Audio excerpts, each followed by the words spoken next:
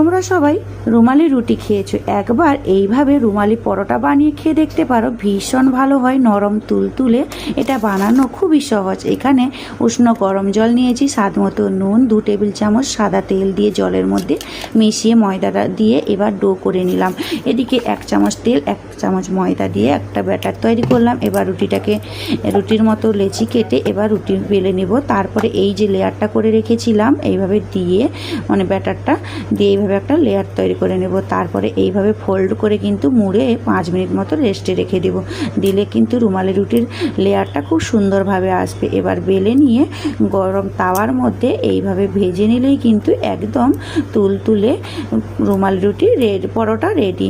তো ভিডিওটি ভালো লাগলে একটা লাইক করে দিও, আর কেমন লাগলো তোমাদের কমেন্ট করে জানাতে একদম ভুলো না। খেতে কিন্তু ভীষণ ভালো হয়, একবার হলেও ট্রাই করে দেখতে পারো।